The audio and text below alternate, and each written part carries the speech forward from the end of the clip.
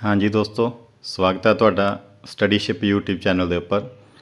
ਅੱਜ ਦੀ ਇਸ ਵੀਡੀਓ ਦੇ ਵਿੱਚ ਆਪਾਂ ਵਰਡ ਕਲਾਸਿਸ ਔਰ types of words in a sentence ਉਸ ਟੌਪਿਕ ਦੇ ਅੰਦਰ ਅੱਜ ਦੀ ਜਿਹੜੀ ਇਹ ਵੀਡੀਓ ਹੈ ਇਹਦੇ ਵਿੱਚ ਆਪਾਂ ਡਿਸਕਸ ਕਰਾਂਗੇ ਵਰਬ ਐਂਡ ਇਟਸ ਟਾਈਪਸ, ਜਿਸ ਨੂੰ ਆਪਾਂ ਪੰਜਾਬੀ ਦੇ ਵਿੱਚ ਕਹਿੰਦੇ ਆ ਕਿਰਿਆ ਅਤੇ ਇਸ ਦੀਆਂ ਕਿਸਮਾਂ।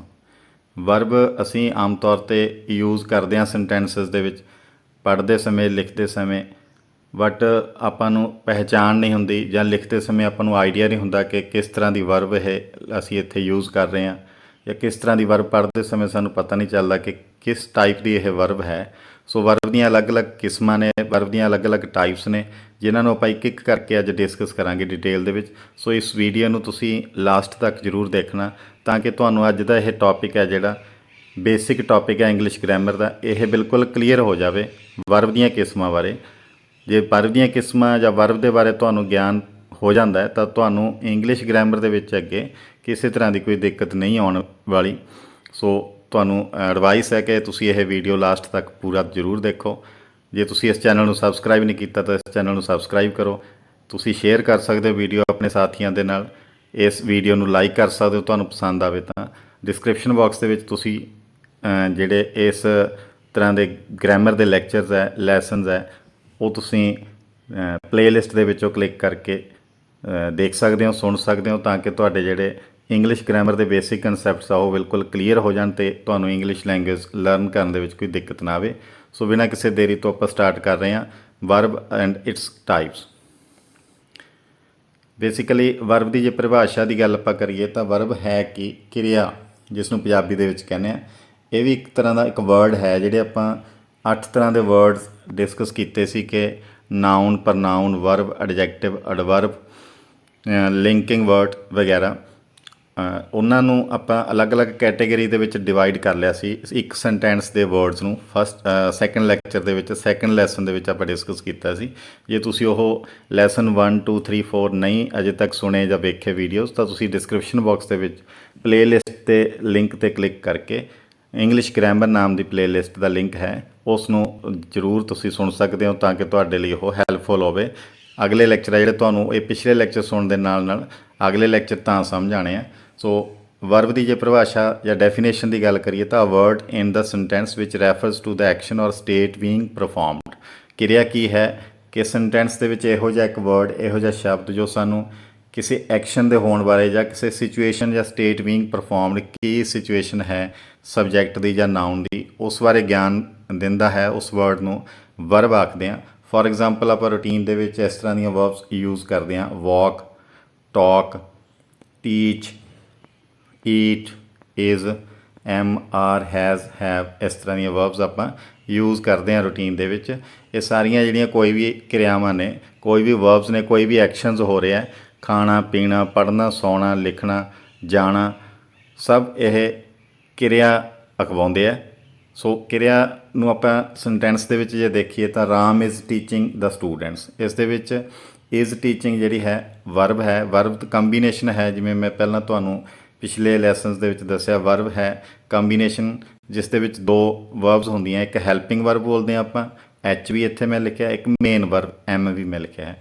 ਇਸ ਸੈਂਟੈਂਸ ਦੇ ਵਿੱਚ, ਫਸਟ ਸੈਂਟੈਂਸ ਦੇ ਵਿੱਚ ਇਜ਼ ਜਿਹੜਾ ਯੂਜ਼ ਹੋ ਰਿਹਾ ਉਹ ਐਜ਼ ਹੈਲਪਿੰਗ ਵਰਬ ਯੂਜ਼ ਹੋ ਰਿਹਾ, ਟੀਚਿੰਗ ਮੇਨ ਵਰਬ ਦੇ ਤੌਰ 'ਤੇ ਯੂਜ਼ ਹੋ ਰਿਹਾ। So Ram is teaching the students, ਇਸ ਦੇ ਵਿੱਚ ਇਜ਼ ਟੀਚਿੰਗ ਜਿਹੜਾ ਹੈ ਵਰਬ ਹੈ, ਟੀਚਿੰਗ ਮੇਨ ਵਰਬ ਹੈ, ਇਜ਼ ਹੈ ਜੋ ਉਹ ਹੈਲਪਿੰਗ ਵਰਬ ਹੈ। ਸੈਕੰਡ ਸੈਂਟੈਂਸ ਦੇ ਵਿੱਚ ਹੀ is going to school, is going ਇੱਥੇ ਵਰਬ ਹੈ, ਇਜ਼ ਹੈ helping verb, going main verb ਹੈ।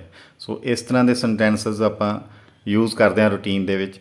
ਇਸ ਵਰਡ ਨੂੰ, ਇਸ ਤਰ੍ਹਾਂ ਦਾ ਵਰਡ ਜੋ ਐਕਸ਼ਨ ਹੋਣ ਬਾਰੇ, ਕਿਸੇ ਸਬਜੈਕਟ ਦੁਆਰਾ ਕੀ ਕੀਤਾ ਜਾ ਰਿਹਾ, ਕਿਸੇ ਨਾਊਨ ਦੁਆਰਾ ਕੀ ਕੀਤਾ ਜਾ ਰਿਹਾ ਸੈਂਟੈਂਸ ਦੇ ਵਿੱਚ, ਕੰਮ ਕੀ ਹੋ ਰਿਹਾ, ਜਾਂ ਉਸਦੀ ਸਿਚੁਏਸ਼ਨ ਕੀ ਹੈ। ਆਈ ਹੈਵ 2 ਪੈਨਸ, ਕਿ ਉਸ ਕੋਲ 2 ਪੈਨ ਹਨ। ਹੀ ਹੈਜ਼ 1 ਸ਼ਰਟ, ਉਸ ਕੋਲ 1 ਸ਼ਰਟ ਹੈ। ਇਸ ਤਰ੍ਹਾਂ ਦੇ ਸੈਂਟੈਂਸਸ ਜਿਹੜੇ ਆਪਾਂ ਯੂਜ਼ ਕਰਦੇ ਹਾਂ, ਜਿਹੜੇ ਵਰਡਸ ਯੂਜ਼ ਕਰਦੇ ਹਾਂ, ਉਹਨੂੰ ਆਪਾਂ ਵਰਬ ਆਖਦੇ ਹਾਂ। ਸੋ ਵਰਬ ਦੀਆਂ ਕਿਸਮਾਂ ਕੀ ਨੇ? ਇਹ ਬੇਸਿਕਲੀ 7 ਟਾਈਪਸ 'ਤੇ ਹੁੰਦੀਆਂ ਵਰਬਸ। 7 ਤਰ੍ਹਾਂ ਦੀਆਂ ਜਿਹੜੀਆਂ ਵਰਬਸ ਉਹ ਹੈਗੀਆਂ। ਪਹਿਲੀ ਵਰਬ ਜਿਹੜੀ ਹੈਗੀ ਟਾਈਪ ਐਕਸ਼ਨ ਵਰਬਸ ਬੋਲਦੇ ਹਾਂ, ਜਾਂ ਇਸ ਨੂੰ ਆਪਾਂ ਮੇਨ ਵਰਬ ਵੀ ਬੋਲਦੇ ਹਾਂ, ਪ੍ਰਿੰਸੀਪਲ ਵਰਬ ਵੀ ਆਖਦੇ ਹਾਂ ਕਈ ਵਾਰ, ਜਾਂ ਲੈਕਸੀਕਲ ਵਰਬ ਵੀ ਇਸ ਨੂੰ ਬੋਲਿਆ ਜਾਂਦਾ ਹੈ। ਸੈਕੰਡ ਟਾਈਪ ਜਿਹੜੀ ਹੈਗੀ ਉਹ ਹੈ ਹੈਲਪਿੰਗ ਵਰਬ। ਹੈਲਪਿੰਗ ਵਰਬ ਨੂੰ ਆਪਾਂ ਆਗਜ਼ਲਰੀਜ਼ ਔਰ ਵਰਬਲ ਆਕਸਿਲਰੀ ਵਰਬ ਵੀ ਕਹਿੰਦੇ ਆ। ਹੈਲਪਿੰਗ ਵਰਬ ਸੈਕੰਡ ਟਾਈਪ ਹੈ। ਥਰਡ ਟਾਈਪ ਹੈ ਫਾਈਨਾਈਟ ਵਰਬ। ਫੋਰਥ ਟਾਈਪ ਹੈ ਨਾਨ ਫਾਈਨਾਈਟ ਵਰਬ। ਪੰਜਵੀਂ ਜੋ ਟਾਈਪ ਹੈ ਵਰਬ ਦੀ ਉਹ ਹੈ ਲਿੰਕਿੰਗ ਵਰਡਸ ਜਾਂ ਕਪਲਰ ਵਰਬ ਬੋਲਦੇ ਆ, linking verbs. Regular verbs sixth type ਹੈ, ਜਿਹੜੀ ਛੇਵੀਂ ਕਿਸਮ ਹੈ ਉਹ ਹੈ ਰੈਗੂਲਰ ਵਰਬਸ। ਸੈਵਨਥ ਟਾਈਪ ਇਸ ਦੀ ਹੈ ਇਰਰੈਗੂਲਰ ਵਰਬਸ। ਰੈਗੂਲਰ ਵਰਬਸ ਨੂੰ ਆਪਾਂ ਵੀਕ ਵਰਬਸ ਵੀ ਕਹਿ ਦਿੰਦੇ ਹਾਂ, ਔਰ ਇਰਰੈਗੂਲਰ ਵਰਬਸ ਨੂੰ ਸਟਰੋਂਗ ਵਰਬਸ ਵੀ ਕਈ ਵਾਰੀ ਕਿਹਾ ਜਾਂਦਾ, ਸਟਰੋਂਗ ਵਰਬਸ। ਸੋ ਇਹ ਕੀ ਹੁੰਦੀਆਂ, ਐਕਸ਼ਨ ਵਰਬ ਕੀ ਹੁੰਦਾ, helping verb, finite, non finite, regular, irregular, ਸਾਰੇ 7 ਦੀਆਂ 7 ਟਾਈਪਸ ਨੇ ਜਿਹੜੀਆਂ ਉਹ ਆਪਾਂ ਇੱਕ ਇੱਕ ਕਰਕੇ ਅੱਗੇ ਇਹਨਾਂ ਦੀਆਂ ਵੀ ਕਈ ਵਰਬਸ ਦੀਆਂ ਅੱਗੇ ਟਾਈਪਸ ਹੈਗੀਆਂ, ਉਹ ਸਾਰੀਆਂ ਆਪਾਂ ਇਸ ਲੈਸਨ ਦੇ ਵਿੱਚ ਅੱਜ ਡਿਸਕਸ ਕਰਾਂਗੇ। ਤੁਹਾਨੂੰ ਦੱਸਾਂਗੇ ਕਿਹੜੀ ਕਿਹੜੀ ਵਰਬ ਕਿਸ ਤਰ੍ਹਾਂ ਦੀ ਹੁੰਦੀ ਹੈ। ਇਸ ਤੋਂ ਪਹਿਲਾਂ ਤੁਹਾਨੂੰ ਮੈਂ ਇਹ ਤੁਹਾਡੀ ਹੈਲਪ ਦੇ ਲਈ ਇੱਕ ਚਾਰਟ ਤਿਆਰ ਕੀਤਾ ਹੈ, ਇਸ ਦੀ ਤੁਸੀਂ ਸਕਰੀਨਸ਼ਾਟ ਇਸ ਦਾ ਲੈ ਸਕਦੇ ਹੋ। ਇਹ ਜਿਹੜੀ ਵਰਬ ਦੀਆਂ 7 ਟਾਈਪਸ ਹੈ ਉਹ ਬੇਸਿਕ ਟਾਈਪਸ ਦੀਆਂ ਅੱਗੇ ਫਰਦਰ ਟਾਈਪਸ ਆ, ਉਹਨਾਂ ਨੂੰ ਡਿਟੇਲ ਦੇ ਵਿੱਚ ਐਕਸਪਲੇਨ ਕੀਤਾ ਗਿਆ। ਇਸ ਚਾਰਟ ਤੋਂ ਤੁਹਾਨੂੰ ਕਾਫੀ ਹੈਲਪ ਮਿਲੇਗੀ। ਜਿਸ ਤਰ੍ਹਾਂ ਇੱਥੇ ਮੈਂ ਵਰਬ ਤੋਂ ਸਟਾਰਟ ਕੀਤਾ ਹੈ, ਤਾਂ ਫਸਟ ਟਾਈਪ ਜਿਹੜੀ ਹੈ action verb, second helping verb, third finite, fourth non finite, fifth type ਹੈ ਲਿੰਕਿੰਗ ਵਰਬ, ਸਿਕਸਥ ਟਾਈਪ ਹੈ ਰੈਗੂਲਰ, ਸੈਵਨਥ ਹੈ ਇਰਰੈਗੂਲਰ, ਜੋ ਆਪਾਂ ਪਿਛਲੇ ਡਿਸਕਸ ਕੀਤੀਆਂ। ਸੋ ਨੈਕਸਟ ਇਹਦੇ ਵਿੱਚ ਐਕਸ਼ਨ ਵਰਬ ਜੋ ਹੈ ਉਹ ਦੋ ਤਰ੍ਹਾਂ ਦੀ ਹੁੰਦੀ ਹੈ, ਇੱਕ ਟ੍ਰਾਂਜ਼ਿਟਿਵ, ਇੱਕ ਇਨਟ੍ਰਾਂਜ਼ਿਟਿਵ। ਇਹਨਾਂ ਦੀ ਡਿਟੇਲ ਦੇ ਵਿੱਚ ਡਿਸਕਸ਼ਨ ਆਪਾਂ ਅੱਗੇ ਕਰਦੇ ਹਾਂ। ਟ੍ਰਾਂਜ਼ਿਟਿਵ ਵਰਬ ਕਿਸ ਨੂੰ ਕਿਹਾ ਜਾਂਦਾ, ਇਨਟ੍ਰਾਂਜ਼ਿਟਿਵ ਵਰਬ ਕਿਸ ਨੂੰ ਕਿਹਾ ਜਾਂਦਾ। ਅਤੇ ਹੈਲਪਿੰਗ ਵਰਬ ਜਿਹੜੀ ਹੈ ਉਹ ਵੀ ਦੋ ਤਰ੍ਹਾਂ ਦੀ ਹੁੰਦੀ ਹੈ, ਇੱਕ ਪ੍ਰਾਇਮਰੀ ਆਕਸਿਲਰੀਜ਼, ਇੱਕ ਮਾਡਲ ਆਕਸਿਲਰੀਜ਼ ਦੇ ਨਾਮ ਨਾਲ ਜਾਣਦੇ ਹਾਂ। ਹੈਲਪਿੰਗ ਵਰਬ ਵੀ ਦੋ ਟਾਈਪ ਦੀ ਅੱਗੇ, ਐਕਸ਼ਨ ਵਰਬ ਵੀ ਦੋ ਟਾਈਪ ਦੀ। ਨੈਕਸਟ ਹੈ ਫਾਈਨਾਈਟ ਵਰਬ। ਫਾਈਨਾਈਟ ਵਰਬ ਇੱਕੋ ਕਿਸਮ ਦੀ ਹੁੰਦੀ ਹੈ। Non finite verb fourth type ਹੈ ਜਿਹੜੀ, ਇਹਦੀਆਂ ਅੱਗੇ 3 ਟਾਈਪਸ ਹੁੰਦੀਆਂ। ਨਾਨ ਫਾਈਨਾਈਟ ਵਰਬ ਦੀਆਂ ਅੱਗੇ 3 ਟਾਈਪਸ ਨੇ, ਜੈਰੈਂਡਸ, ਇਨਫਿਨਿਟਿਵਸ, ਪਾਰਟੀਸਿਪਲਸ। ਇਹ 3 ਟਾਈਪਸ ਹੈ ਨਾਨ ਫਾਈਨਾਈਟ ਵਰਬਸ ਦੀਆਂ। ਨੈਕਸਟ ਹੈ fifth type linking verb, sixth type ਹੈ ਰੈਗੂਲਰ ਵਰਬ, ਸੈਵਨਥ ਟਾਈਪ ਹੈ ਇਰਰੈਗੂਲਰ ਵਰਬ। ਸੋ ਇਸ ਦਾ ਤੁਸੀਂ ਸਕਰੀਨਸ਼ਾਟ ਲੈ ਸਕਦੇ ਹੋ ਤਾਂ ਕਿ ਤੁਹਾਨੂੰ ਹੈਲਪ ਮਿਲ ਸਕੇ। ਬਾਅਦ ਦੇ ਵਿੱਚ ਤੁਸੀਂ ਰਿਵੀਜ਼ਨ ਕਰਨੀ ਹੈ ਤਾਂ ਇਸ ਤੋਂ ਤੁਸੀਂ ਆਈਡੀਆ ਲਗਾ ਸਕੋ। ਇਸ ਨੂੰ ਲਰਨ ਕਰਨਾ ਜਾਂ ਮੈਮੋਰਾਈਜ਼ ਕਰਨਾ, ਤੁਹਾਨੂੰ ਯਾਦ ਰੱਖਣਾ ਥੋੜ੍ਹਾ ਈਜ਼ੀ ਰਹੇਗਾ ਇਸ ਚਾਰਟ ਦੇ ਨਾਲ, ਵਰਬ ਦੀਆਂ ਟਾਈਪਸ। ਸੋ ਨੈਕਸਟ ਆਪਾਂ ਇੱਕ ਇੱਕ ਕਰਕੇ ਸਾਰੀਆਂ ਟਾਈਪਸ ਅਤੇ ਫਰਦਰ ਉਸ ਦੀਆਂ ਸਬ ਟਾਈਪਸ ਹੈ ਜਿਹੜੀਆਂ ਉਹ ਡਿਸਕਸ ਕਰ ਰਹੇ ਹਾਂ ਹੁਣ। ਐਕਸ਼ਨ ਵਰਬ ਕਿਸ ਨੂੰ ਕਿਹਾ ਜਾਂਦਾ, ਫਸਟ ਟਾਈਪ ਜੋ ਹੈ ਐਕਸ਼ਨ ਵਰਬ।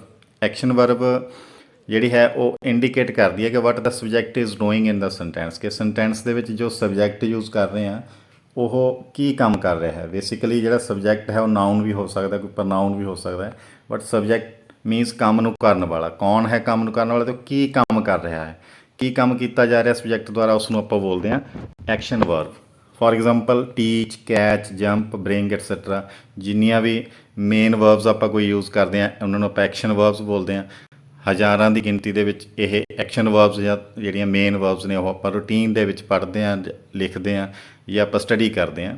ਸੋ ਇਹਦੇ ਵਿੱਚ ਆਪਾਂ ਸੈਂਟੈਂਸਸ ਦੀ ਐਗਜ਼ਾਮਪਲ ਲਈਏ ਤਾਂ he went to school, they are playing football, Ram is teaching the lesson. ਤਿੰਨੋਂ ਸੈਂਟੈਂਸਸ ਦੇ ਵਿੱਚ ਉਹ ਸਕੂਲ ਗਿਆ ਮੀਨਸ ਵੈਂਟ, ਸੈਕੰਡ ਫਾਰਮ ਇੱਥੇ ਯੂਜ਼ ਕੀਤੀ ਆਪਾਂ ਪਾਸਟ ਇੰਡੈਫੀਨਿਟ ਟੈਂਸ ਦੇ ਲਈ। They are playing football, playing ING form use ਕੀਤੀ ਹੈ ਪਲੇ ਦੀ। So they are playing football, ਉਹ ਫੁੱਟਬਾਲ ਖੇਡ ਰਹੇ ਹਨ, ਇਹ ਵਰਬ ਹੈ, ਐਕਸ਼ਨ ਵਰਬ ਹੈ।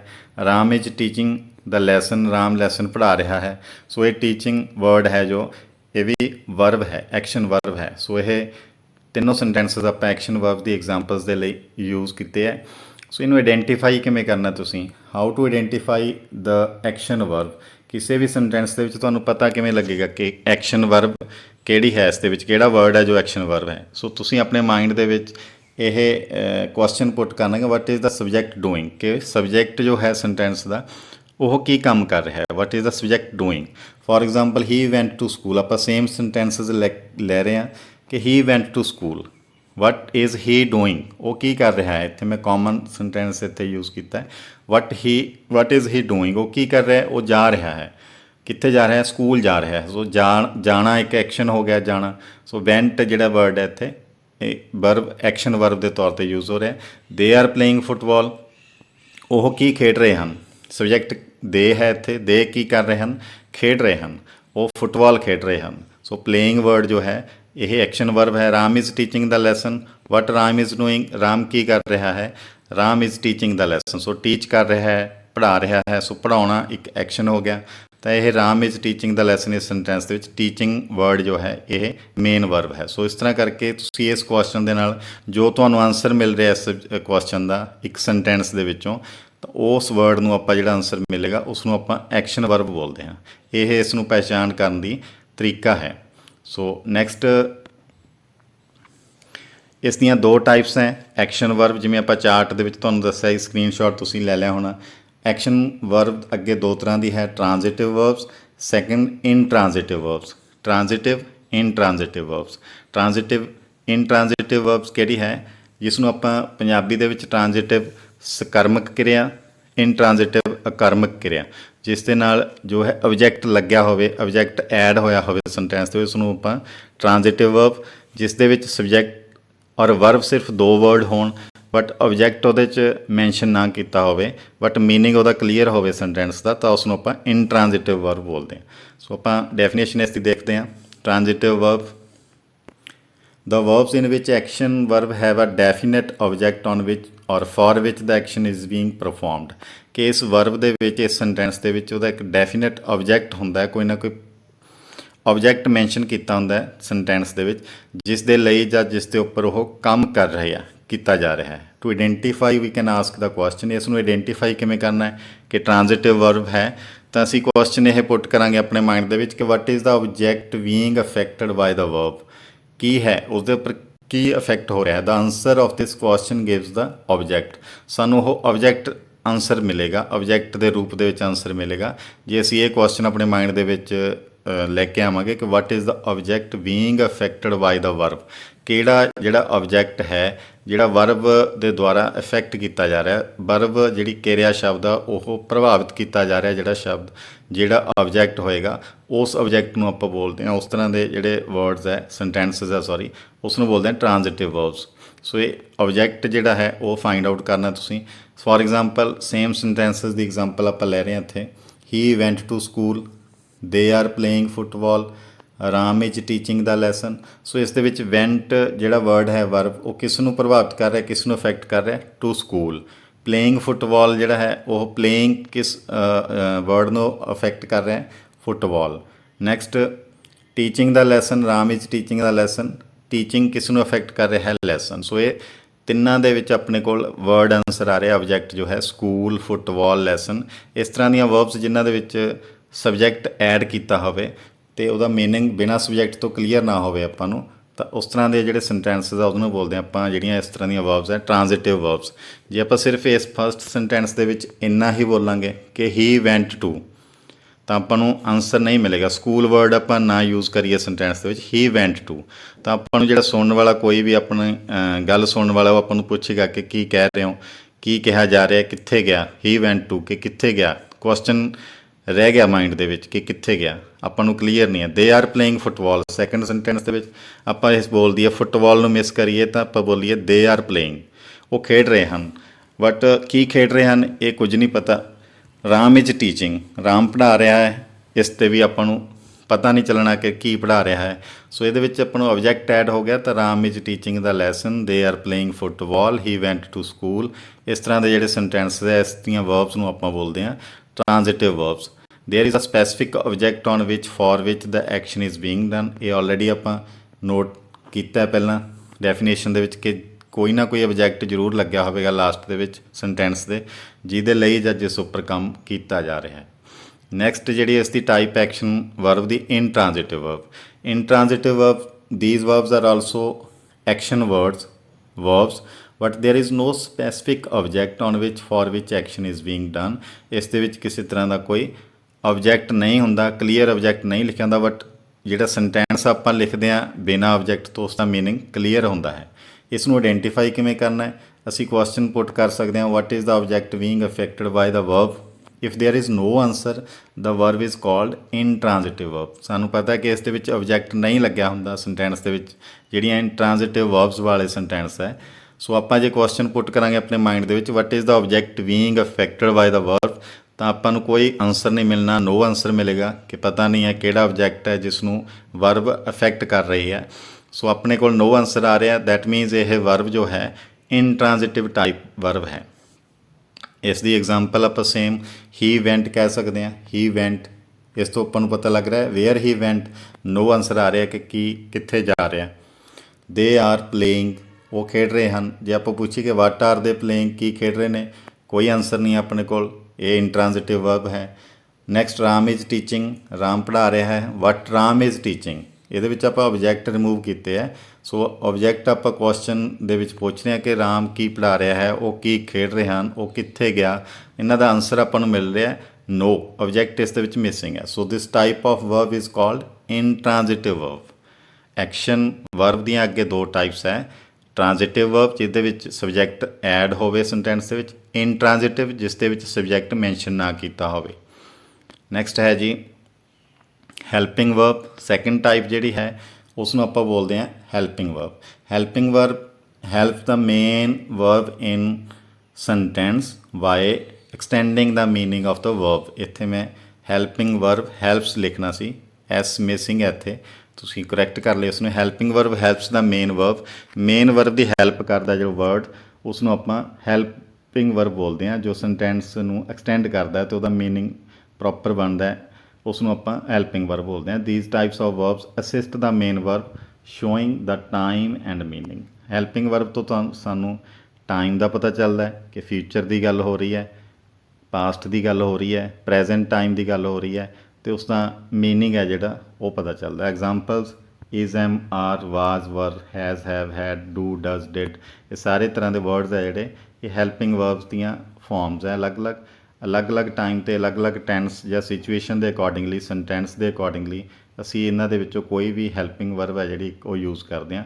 ਸਬਜੈਕਟ ਦੇ ਉੱਪਰ ਵੀ ਡਿਪੈਂਡ ਕਰਦਾ ਹੈ ਕਿ ਸਬਜੈਕਟ ਸਿੰਗੂਲਰ ਹੈ, ਪਲੂਰਲ ਹੈ, ਉਹ ਫਸਟ ਪਰਸਨ ਹੈ, ਸੈਕੰਡ ਪਰਸਨ ਹੈ, ਉਸ ਦੇ ਅਕੋਰਡਿੰਗਲੀ ਇਜ਼, ਐਮ, ਆਰ, ਵਾਜ਼, ਵਰ, has, have, head, do, does, did et cetera ਇਸ ਤਰ੍ਹਾਂ ਦੀਆਂ ਜਿਹੜੀਆਂ ਵਰਡਸ ਯੂਜ਼ ਹੁੰਦੇ ਆ ਉਹਨਾਂ ਨੂੰ ਬੋਲਦੇ ਆ ਹੈਲਪਿੰਗ ਵਰਬਸ। ਫੋਰ ਐਗਜ਼ਾਮਪਲ ਇਸ ਦੀਆਂ ਅੱਗੇ ਦੋ ਟਾਈਪਸ ਹੈ ਹੈਲਪਿੰਗ ਵਰਬਸ ਦੀਆਂ, ਜਿਸ ਤਰ੍ਹਾਂ ਪ੍ਰਾਇਮਰੀ ਆਕਜ਼ਲਰੀਜ਼ ਐਂਡ ਮਾਡਲ ਆਕਜ਼ਲਰੀਜ਼, ਜਾਂ ਪ੍ਰਾਇਮਰੀ ਵਰਬਸ ਜਾਂ ਮਾਡਲ ਵਰਬਸ ਬੋਲ ਦਿੰਦੇ ਆਪਾਂ। ਪ੍ਰਾਇਮਰੀ ਵਰਬਸ, ਮਾਡਲ ਵਰਬਸ, ਇਹ ਦੋ ਟਾਈਪਸ ਹੈ ਹੈਲਪਿੰਗ ਵਰਬ ਦੀਆਂ। ਪ੍ਰਾਇਮਰੀ ਜਿਹੜੀਆਂ ਆਕਜ਼ਲਰੀਜ਼ ਹੈ ਜਾਂ ਪ੍ਰਾਇਮਰੀ ਵਰਬਸ ਹੈ, these verbs function both as helping and main verbs. ਇਹ ਦੋਨੋਂ ਤਰ੍ਹਾਂ ਦੇ ਫਾਰਮ ਦੇ ਵਿੱਚ ਕੰਮ ਕਰਦੇ ਆ, ਦੋਨੋਂ ਤਰ੍ਹਾਂ ਦੇ ਜਿਹੜੇ action verb and helping verb ਦੇ ਤੌਰ 'ਤੇ ਕੰਮ ਕਰਦੀਆਂ। ਜਿਸ ਤਰ੍ਹਾਂ ਬੀ ਦੇ ਅਲੱਗ-ਅਲੱਗ ਫਾਰਮਸ ਹੋ ਸਕਦੀਆਂ, is, am, are, do, does, did, have, has, had, ਇਸ ਤਰ੍ਹਾਂ ਦੇ ਵਰਡਸ ਹੈ ਜਿਹੜੇ ਉਹ ਪ੍ਰਾਇਮਰੀ ਵਰਬਸ ਬੋਲਦੇ ਆ ਜਾਂ ਪ੍ਰਾਇਮਰੀ ਆਕਜ਼ਲਰੀਜ਼ ਬੋਲਦੇ ਆ। ਸੋ ਜਿਸ ਤਰ੍ਹਾਂ Ram is a teacher, for example ਆਪਾਂ ਇੱਥੇ ਸੈਂਟੈਂਸ ਲਿਆ Ram is a teacher. Is ਜੋ ਹੈ ਇੱਥੇ ਮੇਨ ਵਰਬ ਦੇ ਤੌਰ 'ਤੇ ਵੀ ਫੰਕਸ਼ਨਿੰਗ ਹੈ ਇਸ ਦੀ, ਔਰ ਇਸ ਦੀ ਹੈਲਪਿੰਗ ਵਰਬ ਦੇ ਤੌਰ 'ਤੇ ਵੀ। I have my own mobile, ਮੇਰੇ ਕੋਲ ਆਪਣਾ ਮੋਬਾਈਲ ਹੈ। ਸੋ ਹੈਵ ਜੋ ਵਰਡ ਇੱਥੇ ਯੂਜ਼ ਕੀਤਾ ਇਸ ਨੂੰ ਆਪਾਂ ਬੋਲਦੇ ਹਾਂ ਪ੍ਰਾਇਮਰੀ ਆਕਜ਼ਲਰੀਜ਼। ਇਸ ਦੇ ਵਿੱਚ ਕੋਈ ਮੇਨ ਵਰਬ ਸਿੱਧੇ ਤੌਰ 'ਤੇ ਤੁਹਾਨੂੰ ਨਜ਼ਰ ਨਹੀਂ ਆਏਗੀ। ਹੈਵ ਜਾਂ ਇਜ਼ ਜੋ ਦੋਨਾਂ ਦੇ ਵਿੱਚ ਸੈਂਟੈਂਸ ਦੇ ਵਿੱਚ ਹੈ ਉਹੀ ਮੇਨ ਵਰਬ ਔਰ ਹੈਲਪਿੰਗ ਵਰਬ ਦੇ ਫਾਰਮ ਦੇ ਵਿੱਚ ਫੰਕਸ਼ਨਿੰਗ ਕਰ ਰਹੀ ਹੈ, ਉਸਦਾ ਕੰਮ ਕਰ ਰਹੀ ਹੈ। ਸੋ ਇਜ਼ ਐਂਡ ਹੈਵ ਇੱਥੇ ਪ੍ਰਾਇਮਰੀ ਆਕਜ਼ਲਰੀਜ਼ ਹੈ। ਅਲੱਗ-ਅਲੱਗ ਫਾਰਮਸ ਹੋ ਸਕਦੀਆਂ ਵੀ, ਡੂ, ਹੈਵ ਦੀਆਂ। ਨੈਕਸਟ ਟਾਈਪ ਜਿਹੜੀ ਹੈ ਉਸ ਨੂੰ ਆਪਾਂ ਬੋਲਦੇ ਹਾਂ modal auxiliaries, modal verbs. Modal auxiliaries ਜਿਹੜੀਆਂ ਵਰਬਸ ਹੈ ਯੂਜ਼ ਕੀਤੀਆਂ ਜਾਂਦੀਆਂ to change the tone and mood of the main verb. Main verb ਦੀ ਟੋਨ ਜਾਂ ਮੂਡ ਚੇਂਜ ਕਰਨ ਦੇ ਲਈ ਐਗਜ਼ਾਮਪਲਸ ਇਸ 'ਤੇ ਹੈ। ਇਹ ਸਾਰੇ ਵਰਡਸ ਹੈ ਜੋ ਇਹ ਮਾਡਲ ਵਰਬਸ ਨੇ। Can, could, may, might, shall, will, would, should, must, ought to, dare, ਇਸ ਤਰ੍ਹਾਂ ਦੇ words. Can, could, may, might, shall, will, would, should, must, ought to, ਇਹ ਜਿਹੜੇ ਵਰਡਸ ਹੈ ਨੀਡ ਨਾਟ ਟੂ ਜਾਂ ਨੀਡ ਟੂ ਇਹ ਵੀ ਆ ਜਾਂਦੇ ਆ। ਇਹ ਸਾਰੇ ਵਰਡਸ ਹੈ ਜੋ ਟੋਨ ਚੇਂਜ ਕਰਨ ਦੇ ਲਈ ਜਾਂ ਮੂਡ ਚੇਂਜ ਕਰਨ ਦੇ ਲਈ ਰੂਟੀਨ ਦੇ ਵਿੱਚ ਆਪਾਂ ਇਸ ਤਰ੍ਹਾਂ ਦੀਆਂ ਜਿਹੜੇ ਵਰਡਸ ਵਾਲੀਆਂ ਹੈਲਪਿੰਗ ਵਰਬਸ ਵਾਲੇ ਸੈਂਟੈਂਸਸ ਪੜ੍ਹਦੇ ਸੁਣਦੇ ਹਾਂ, ਬਟ ਸਾਨੂੰ ਉਸਦੀ ਕੈਟੇਗਰੀ ਨਹੀਂ ਪਤਾ ਹੁੰਦੀ ਕਿ ਵਰਡ ਕਿਸ ਵਰਬ ਦੀ ਫਾਰਮ ਹੈ ਇਹ। ਸੋ ਆਪਾਂ ਇੱਥੇ ਸੈਂਟੈਂਸ ਦੀ ਐਗਜ਼ਾਮਪਲ ਲਈਏ ਤਾਂ Ram can drive car fast, Ram car ਨੂੰ ਤੇਜ਼ ਚਲਾ ਸਕਦਾ ਹੈ। ਯੂ ਮਸਟ ਗੋ ਦੇਅਰ, ਤੁਹਾਨੂੰ ਉੱਥੇ ਜਾਣਾ ਪਵੇਗਾ, ਮਤਲਬ ਕੰਪਲਸਰੀ ਹੈ। ਮਸਟ ਮੀਨਸ ਜਿੱਥੇ ਯੂਜ਼ ਹੋ ਰਿਹਾ ਮੀਨਸ ਕੰਪਲਸ਼ਨ ਹੈ, ਜ਼ਰੂਰ ਜਾਣਾ ਹੋਏਗਾ ਉੱਥੇ, ਉਹ ਕੰਮ ਜ਼ਰੂਰ ਕਰਨਾ ਹੋਏਗਾ। You must go there. Would you like to take tea, ਕੀ ਤੁਸੀਂ ਚਾਹ ਲੈਣਾ ਪਸੰਦ ਕਰੋਗੇ। ਵੁੱਡ ਇੱਥੇ, ਮਸਟ, ਕੈਨ ਤਿੰਨੋਂ ਵਰਡਸ ਜੋ ਹੈ ਇਹ ਮਾਡਲ ਆਕਜ਼ਲਰੀਜ਼ ਹੈ। ਇਹ ਟੋਨ ਜਾਂ ਮੂਡ ਚੇਂਜ ਕਰਨ ਦੇ ਲਈ ਮੇਨ ਵਰਬ ਦਾ ਯੂਜ਼ ਕੀਤੇ ਜਾਂਦੇ ਆ। ਨੈਕਸਟ ਟਾਈਪ ਹੈ ਫਾਈਨਾਈਟ ਵਰਬਸ। ਫਾਈਨਾਈਟ ਵਰਬਸ ਜੋ ਹੈ ਇਹਨਾਂ ਨੂੰ ਆਪਾਂ ਬੋਲਦੇ ਹਾਂ these type of verbs have a definite relation with the subject or noun। ਇਹਨਾਂ ਦਾ ਇੱਕ definite relation ਹੁੰਦਾ ਹੈ subject ਦੇ ਨਾਲ noun ਦੇ ਨਾਲ। usually these verbs are the main verb of a clause or sentence and can be changed according to the noun ਦੇ accordingly change ਹੋ ਸਕਦੀਆਂ। ਇਹਨਾਂ ਦਾ ਸਬਜੈਕਟ ਦੇ ਨਾਲ ਜਾਂ ਨਾਊਨ ਦੇ ਨਾਲ ਕਹਿ ਦਈਏ ਇੱਕ ਡੈਫੀਨੇਟ ਰਿਲੇਸ਼ਨ ਹੁੰਦਾ, ਉਹਦੇ ਅਕੋਰਡਿੰਗਲੀ ਇਹਨਾਂ ਦੀ ਨੇਚਰ ਹੈ ਜਿਹੜੀ ਚੇਂਜ ਹੋ ਜਾਂਦੀ ਹੈ।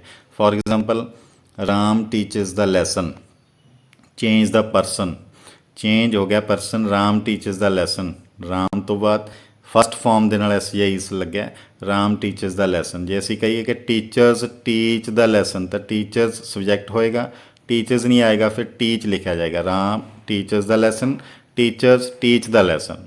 ਸੈਕੰਡ ਸੈਂਟੈਂਸ ਜੋ ਹੈ ਦਾ ਟੀਚਰਸ ਟੀਚ ਦਾ ਲੈਸਨ। ਸੈਕੰਡ ਸੈਂਟੈਂਸ ਦੇ ਵਿੱਚ change of person, person change ਹੋ ਗਿਆ, ਦੈਟ ਮੀਨਸ ਉਹਦੇ ਅਕੋਰਡਿੰਗਲੀ ਇਸ ਦੀ ਜਿਹੜੀ ਵਰਡ ਫਾਰਮ ਹੈ ਉਹ ਚੇਂਜ ਹੋ ਗਈ, ਟੀਚਰਸ ਤੋਂ ਟੀਚ ਆਏਗਾ ਇੱਥੇ।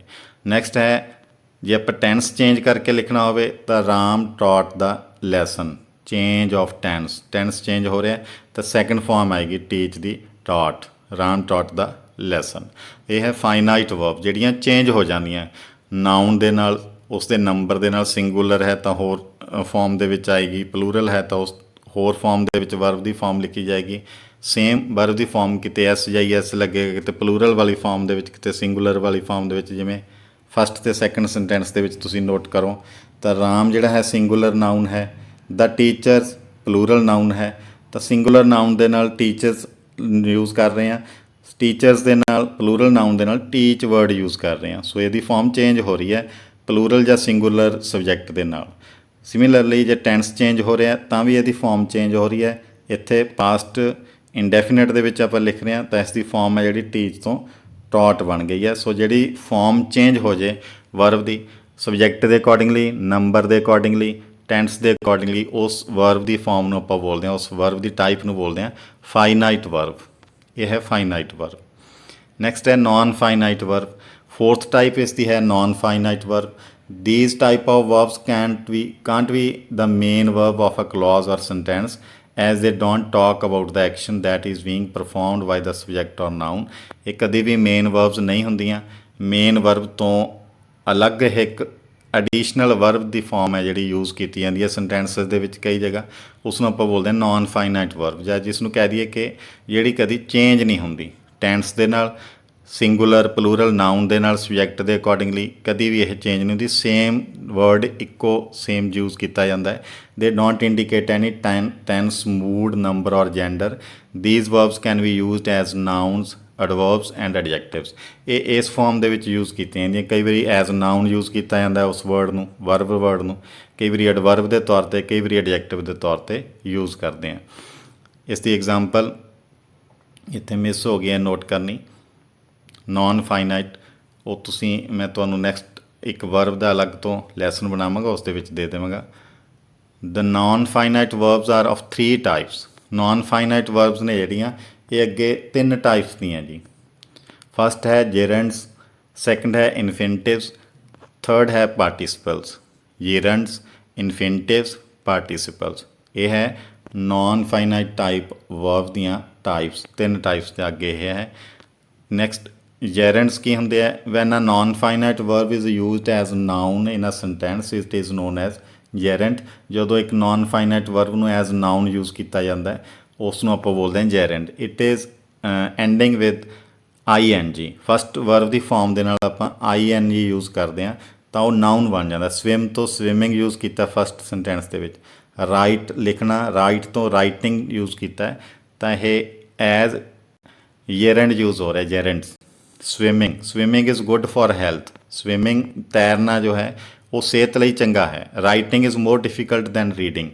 ਲਿਖਣਾ ਪੜ੍ਹਨ ਨਾਲੋਂ ਜ਼ਿਆਦਾ ਔਖਾ ਹੈ, ਜ਼ਿਆਦਾ ਮੁਸ਼ਕਿਲ ਹੈ। ਸੋ ਇੱਥੇ ਇਹ ਮੇਨ ਵਰਬ ਦੇ ਤੌਰ 'ਤੇ ਨਹੀਂ ਆ ਰਹੇ, ਇੱਥੇ ਇਹ as gerunds as non finite verb ਦੇ ਰੂਪ ਦੇ ਵਿੱਚ ਯੂਜ਼ ਹੋ ਰਿਹਾ, ਸਿੰਗਲ ਨਾਊਨ ਦੇ ਤੌਰ 'ਤੇ। ਸਵਿਮਿੰਗ ਐਂਡ ਰਾਈਟਿੰਗ, ਇਹਨਾਂ ਨੂੰ ਆਪਾਂ ਬੋਲਦੇ ਹਾਂ ਜੇਰੈਂਡਸ। ਔਰ ਨੋਨ ਫਾਈਨਾਈਟ ਵੀ ਹੈ ਇਹ, ਅਤੇ ਨਾਲ ਇਹਦੀ ਅਗਲੀ ਟਾਈਪ ਹੈ ਜਿਹੜੀ ING ਦੇ ਨਾਲ ਐਜ਼ ਨਾਊਨ ਯੂਜ਼ ਹੋ ਰਿਹਾ, ਉਹਨੂੰ ਸਵਿਮਿੰਗ, ਰਾਈਟਿੰਗ ਨੂੰ ਜੇਰੈਂਡਸ ਬੋਲਦੇ ਹਾਂ। ਇਸ ਤਰ੍ਹਾਂ ਦੀਆਂ ਵਰਬਸ ਦੀਆਂ ਫਾਰਮਸ ਨੂੰ।